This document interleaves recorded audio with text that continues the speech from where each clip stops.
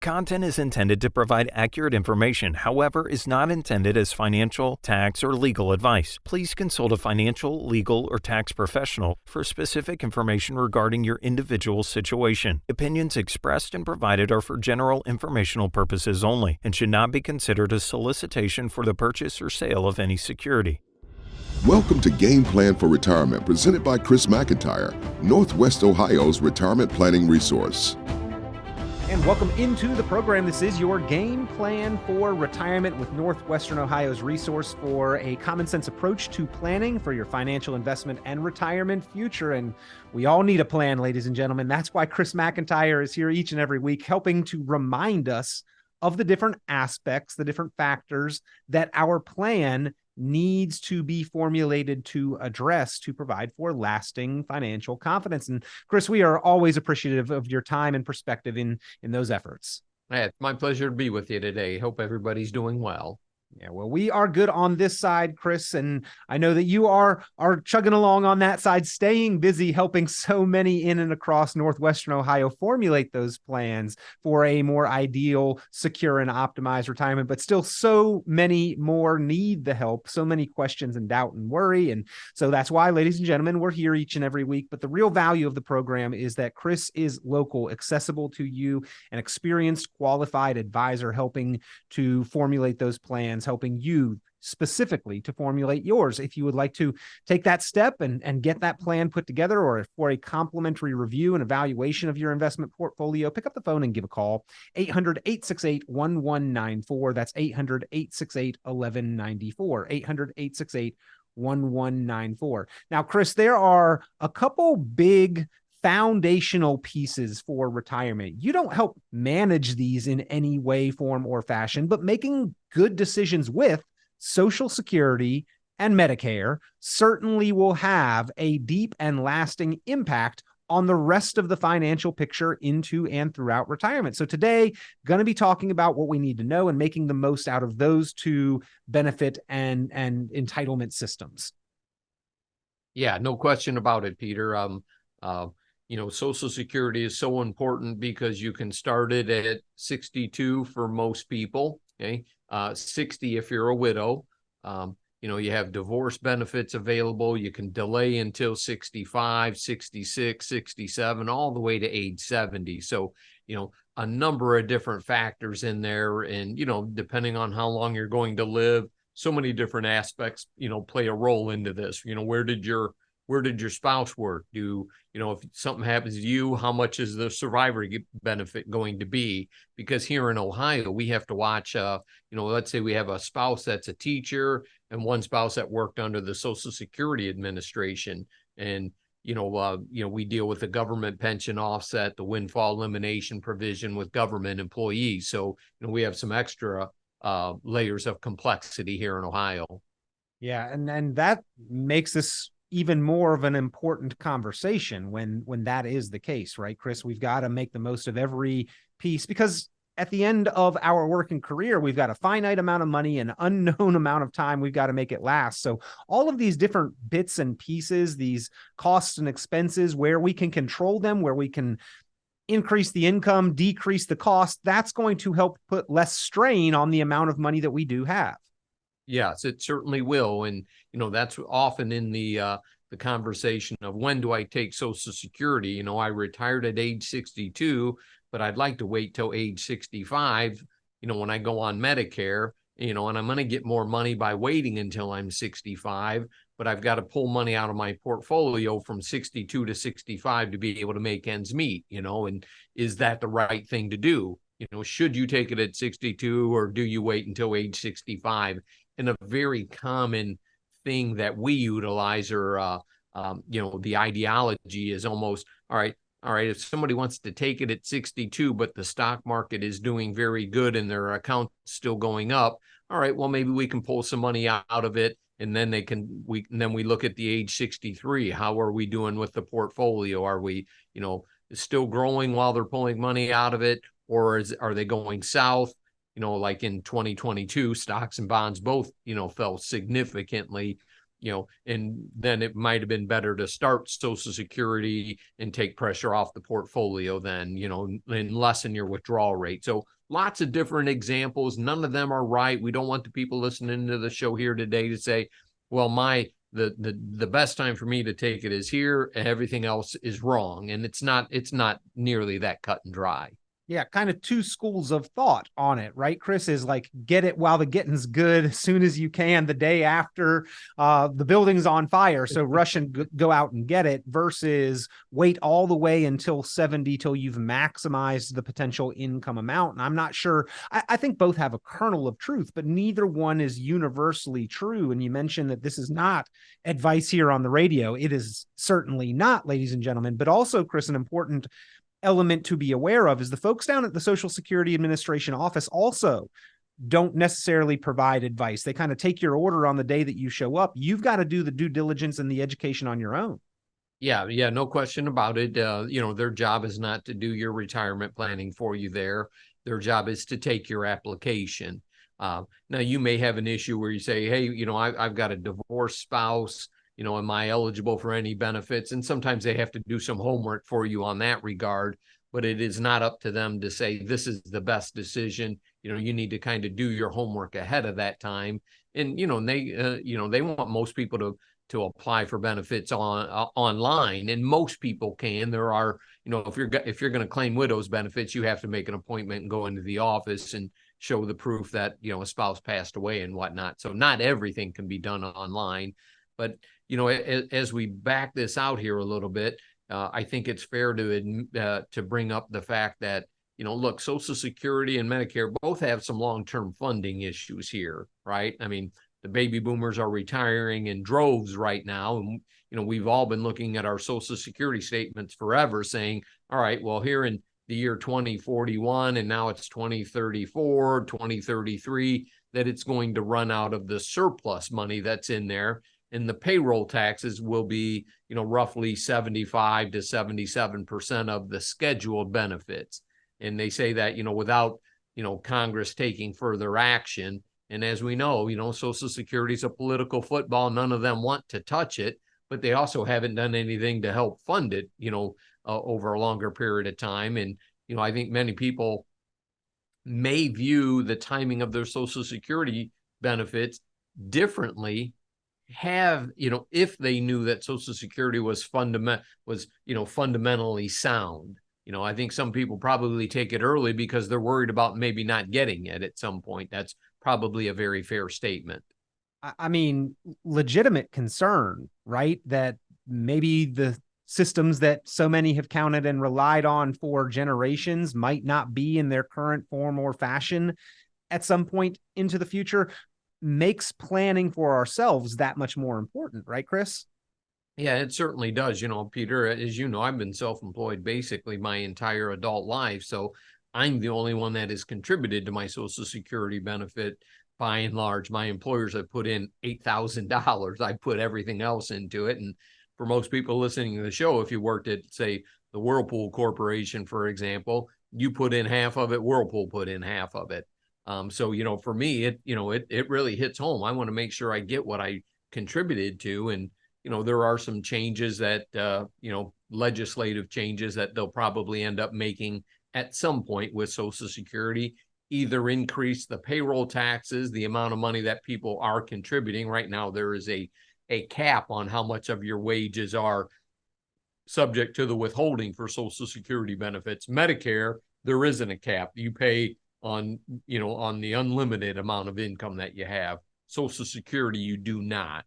But Medicare amount of taxation is much lower, and yet those medical expenses are pretty astronomical when we incur them and see what the bill is versus what actually is paid. There's a difference there that is covered by that system, and Chris probably going to have to do something about both of them. Now, that being said, what do you give the odds that they wait till 12:01 a.m. on the day after to actually take some proactive steps to address this issue? That just seems to be the way that that the political rhetoric and debates happen these days, doesn't it?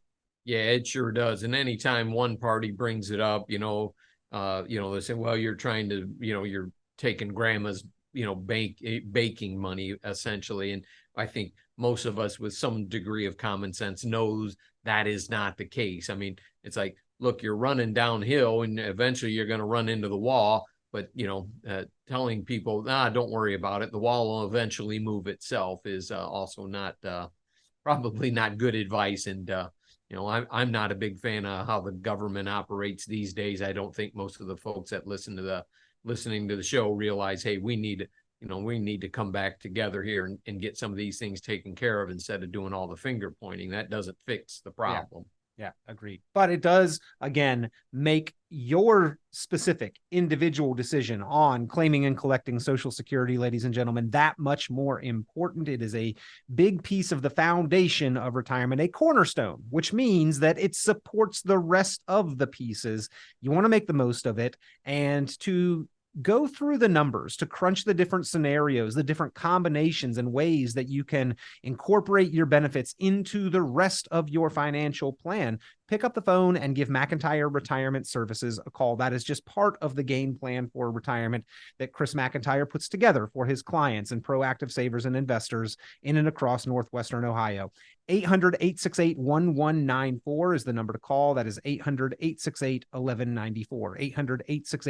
800-868-1194. And Chris, that is sort of the problem with the online tools and calculators, is that they act as though Social Security is all alone in a vacuum, when that is absolutely not the case. It is going to interplay and coordinate with the rest of the financial stability and well-being and outlook for your retirement. Your assets depend on what we can count and rely on from Social Security.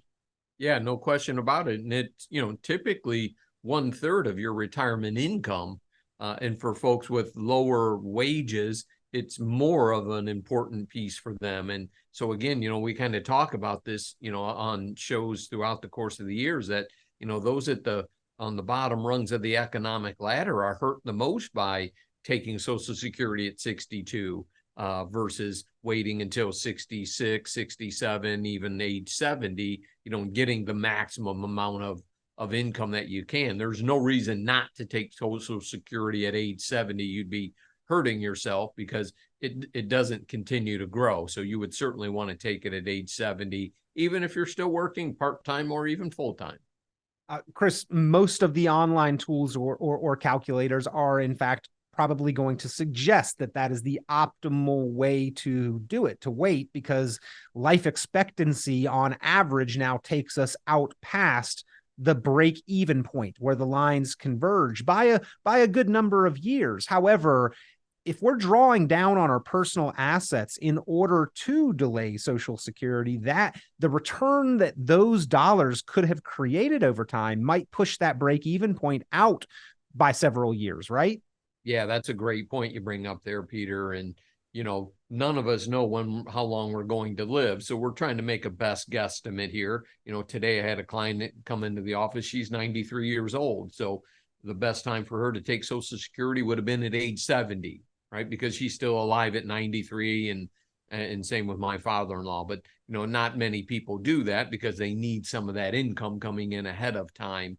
And, life is what happens to plans. And, sometimes people will, if we have a husband and wife that are both eligible for Social Security benefits, we could say, hey, let's have one spouse take it at 62. The other one we can delay, down the road, and obviously sometimes there's age differences between husbands and wives. But, we'll take it later on down the road because that would leave a bigger survivor benefit for the remaining spouse, because rule of thumb is that, if one spouse passes away, the other spouse is going to get the greater of the two benefits. And, there was some, depending if you took it early or if you waited until your full retirement age, but just rule of thumb is that's pretty close to being fact. Chris, you mentioned lifting that earnings limit on the Social Security taxation. They've also changed Social Security in a couple ways previously, that if there is this funding shortfall facing us head on into the future, I believe they would be apt to sort of repeat what has already been done and accepted, which, number one, raise full retirement age. It used to be 65, now it's 67. You think we're due for another increase in that full retirement age as much as people probably don't want to hear it?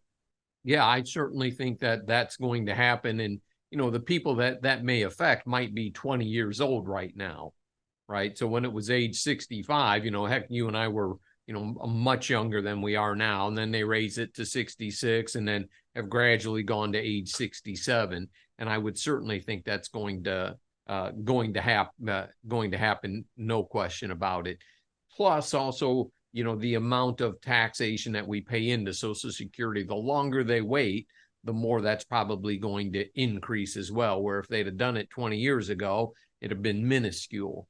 Yeah. Yeah. Well, I think average life expectancy over the same period of time where Social Security full retirement age went up 2 years, average life expectancy, I think, increased by about 20. So may be justifiable, again, as much as people probably don't want to hear that. But I don't believe that they will impact or changes would impact the people who are already within earshot of Social Security or already claiming and collecting, certainly. Chris, another one is that Social Security used to be tax-free. Then they added a couple tiers of other income that can actually cause your Social Security to become taxable. Do you think at some point in time they just say, hey, 100% of your Social Security is taxable, or it is if you make over a certain amount? Yeah, I would certainly think that. Let's call that means testing, if you will. And, they started taxing Social Security back in 1983, and then they also taxed it again, I believe it was 1993. So when they first initiated taxation of Social Security benefits, the most you would pay was on 50% of your benefit. So if you got $20,000 a year, you had to pay tax on 10,000 of it. Now it's up to 85%. At a higher income threshold. Not that they take 10,000, but that 10,000, 50% or 85%, wherever you fall, is included as being in the equation of taxable income, right? Yeah, you're exactly right. So let's say $10,000 of your Social Security benefit became taxable and you were in a 12% tax bracket. So you're going to pay $1,200 of tax on that $10,000 would be a good example. So that's why when we say 50% of it can be taxed, it doesn't mean they're confiscating 50% of your benefit. They're just putting that onto your tax return to say, hey, here's some additional income. Is a good way to probably make an analogy, buddy. Now, those thresholds are pretty low. I don't think anybody would even venture to say that these are affluent kind of income numbers. For a married couple, it's $32,000 of income and 50% of your Social Security, bam, becomes taxable. And $44,000 of income married filing jointly and 85% becomes taxable. So, Chris, I mean, and that even includes, I believe, half of the Social Security itself. So these are not like high wage kind of opulent retirement income kind of numbers. Yeah, you're exactly right. And the formula they use to determine if you pay income tax on your Social Security benefit is pretty favorable because they only include half the benefit that you receive to see if it's going to, I believe they call it the provisional income formula. Now they could change that to say, okay, if you're receiving $20,000 of Social Security, we're going to include that entire $20,000 to see if you have to begin paying tax on it. Where right now they only include 50% of that benefit that you receive to see if you have to pay tax on it. So fairly favorable right now. And I think, from being in the political business there, that politicians, have to walk around that issue very carefully. And, I think it's fair to say that Social Security has been taxed under Republicans and also Democrats in the presidential office, and also the Congress or the Senate as well too.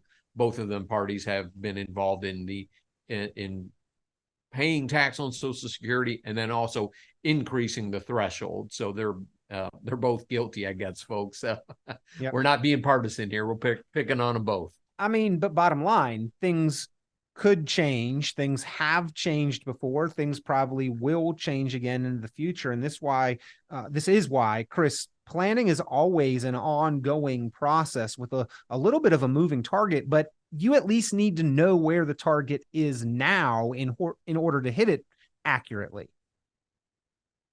Yeah, Peter, no question about it. I'm looking down here at my chart and, looking at some of these things, that cause your Social Security to be taxable. How about the things that cause it not to be taxable? Okay. Where those Roth IRA distributions, if you have cash value in your life insurance, you can make withdrawals out of that. And here's the funny part, tax free municipal bond interest is included to determine whether or not you pay tax on your Social Security benefit. So all those Roth conversion conversations Peter and I have had over the last several years has certainly become more important when it involves the Social Security benefit, because like Peter said, those thresholds are very small. $32,000 for a married couple right now, is nothing. In 1983, when they set that threshold, that was a heck of a lot of money. In Never been inflation 2023, adjusted. it is not. Yeah. Yeah. But again, Chris, this is where the rubber meets the road for retirement planning, is that we've got to understand our expenses and how they stack up against our sources of income, albeit pensions or Social Security. Maximizing those is going to minimize the amount of stress and reliance we're placing on our personal assets. And then if we can plan effectively, doing some things like those Roth conversions, we might end up even better. These are the kind of proactive strategies and issues and opportunities you talk to people about each and every day there at McIntire Retirement Services. Yeah, we sure do. And, we've got software that we can run different scenarios in real time on, the claiming strategies that people have the ability to take advantage of, and, kind of the timing, what makes the most sense. And so it gives people at least some sort of a roadmap. It might not be the definitive thing that they do, but we can always come back in here and say, okay, look, if the software is telling us, you're going to live to be age 93 based on your grandmothers and grandfathers and parents, then age 70 is most likely going to be the age that you'll get the most out of Social Security. Okay. Now, that doesn't mean that's the time you're going to file. Maybe you file at age 68 because, up until that point you were doing pretty well, but now you need to start, pulling more out of your portfolio. And you could say, well, I can pull out a lot less out of my portfolio if I take Social Security now. So, having that flexibility, but at least knowing, look, what do the numbers tell us and the statistics tell me in real time if I did this versus that? And, we have that ability with some nice software these days. Now, Chris, once you step over that threshold, so to speak, and make that decision, I mean, I think there's a small window of opportunity to redo things, but this is a permanent decision. This is a lifelong decision. In fact, the consequences of how we choose and when we choose to claim and collect Social Security, those decisions may echo even after our own lifetime, impacting our spouse and the rest of the net worth that they have to support themselves. Yeah, no question about it. And, once you file for Social Security, you only have 12 months to pay it back and then redo it later. Used to be able to pay it, what you would receive back and then, refile at a different time frame. And you cannot do that now. You have 12 months to repay it. So it's pretty much it's close to a permanent decision, if you will, that there is that you can make. Well, and Chris, during COVID or the couple years following it, a lot of people sort of opted that I've enjoyed staying at home. Maybe it's time for me to retire, or they were furloughed or reduced in force. The employers asked them not to come back, and then they retired and claimed Social Security, but then maybe decided that after 2022 and the market volatility we saw, they were not as financially prepared as they would like to be and wanted to go back to work. Again, just reasons why this really needs to be carefully considered, worked through as part of your plan, and not on the day that you do it, but well beforehand. Yeah, absolutely. Now you can go back and tell Social Security to stop paying you because you went back to work. I mean, that is a strategy you can do, because if you take Social Security at 62 all the way until your full retirement age, there's a limited amount of wages that you can earn before you start getting penalized for drawing Social Security before your full retirement age. So, like Peter says, all right, let's say you got furloughed at 62 because of COVID, but age 64, you decided to go back to work. You would call the Social Security Administration and say, stop paying me. I have gone back to work now. And, I don't need the benefits. And then they'll recalculate what you would have received when you make that determination to start those benefits again. That's not the do-over, though.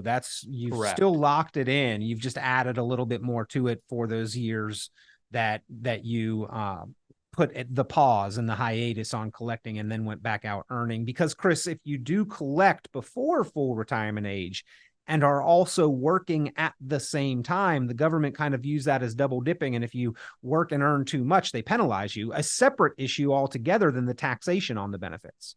Yeah, absolutely. Yep.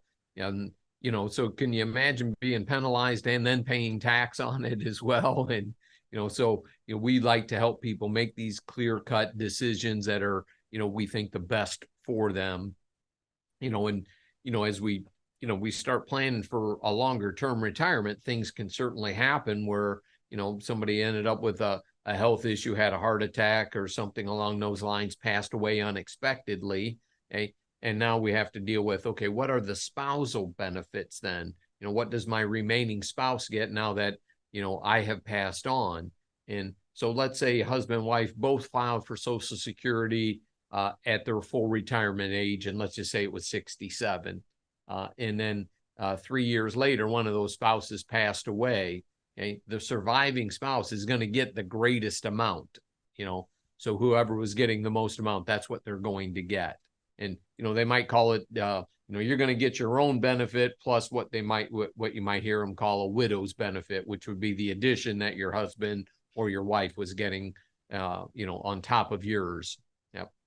Well, again, so many different factors that go into this decision, and it does have such big implications on your financial well-being and confidence throughout retirement and your quality of life, ladies and gentlemen. So let's make well thought through and informed decisions. If it's a knee-jerk reaction, if it's not well thought through, you could literally be leaving hundreds of thousands of dollars on the table. That's money you're either going to get from Social Security, or you're going to have to pull from your personal assets, or just isn't there at all. And I'd much rather have it one way than the other. And in fact, Chris, the personal assets, we can pull out of them extra if need be in the future. We can pass them on to our family as a legacy. Social Security, that's not the case. So let's probably look at it as a tool to protect those personal assets that we've built up, correct? Yeah, no question about it. And, I run into a lot of folks that, when they retire, they say, I don't have any debt, so I don't need any life insurance. And that may be the case, if everything works according to plan, but sometimes life is what happens to plan. So, take me, for example, I'm 58 years old, and, I've earned more wages than my spouse. My wife, Robin, has, and she is collecting Social Security now because she turned 62 already. And we just said, hey, we want to get something out of it no matter what. So she's on Social Security. I can't take mine probably until 67. That's my full retirement age. That's kind of what I'm thinking right now, 9 years away from that. But if something happened to me, in 2 years at age 60, she could file for benefits off of my earning record, Yep. And she would get a significant increase. Now she could wait until, much later in life to do that as well, because she's pulling off of her benefit. Then she can switch over and take off of mine at some point as well. Well, we've had a great conversation today about Social Security, about Medicare as well. These are two big systems, two of the foundational pieces of retirement. You want to make good decisions, ladies and gentlemen, and Chris McIntire can certainly work through all of the choices and options with you. Just give them a call, get that game plan for retirement put together. 800-868-1194. That's 800-868-1194. 800-868-1194. And Chris, as we have talked so much on the program about retiring, just a point of clarification, you are not retiring. We want to make sure that people know you've added new team members. You're growing there at McIntire Retirement Services. No intention for Chris McIntire to take off anytime soon, huh? No, that's true. Peter's referring to a funny email I had sent out not too long ago. I'm getting a good laugh out of it.